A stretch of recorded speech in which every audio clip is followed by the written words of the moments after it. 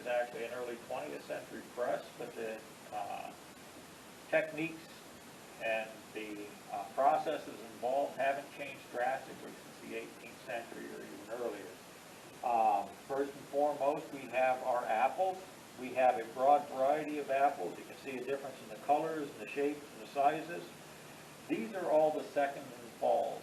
When you have an orchard, you only get a small percent of apples that are what are called firsts, which have no bruises or damage or anything else.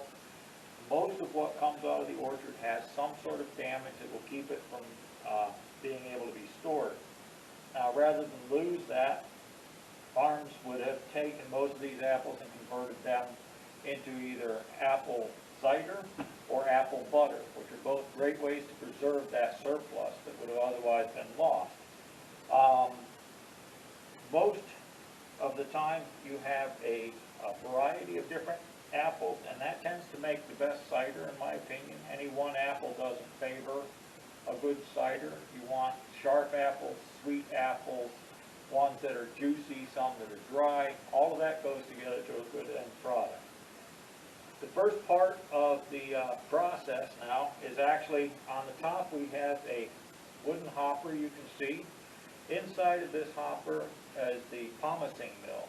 And pomace is what we call the chopped up and partially crushed apple pulp that will then be pressed into cider.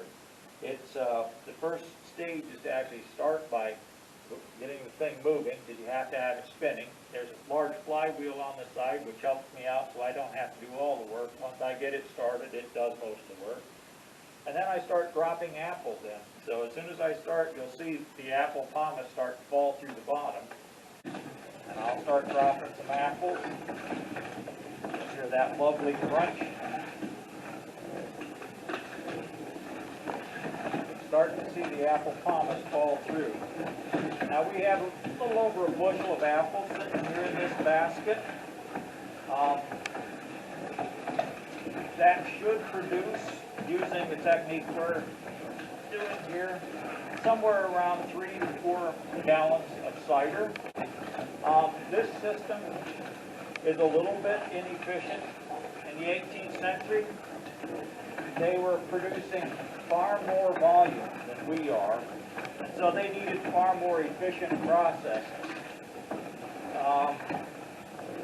Instead of hand cranking all of the pomace like I'm doing, they use what's called a pomacing mill, or pomacing wheel, which is a large circular trough with a wooden wheel in it that ran out to a pole, and a horse or an oxen was tied to the end of it, walked a circle, and they crushed the pomace.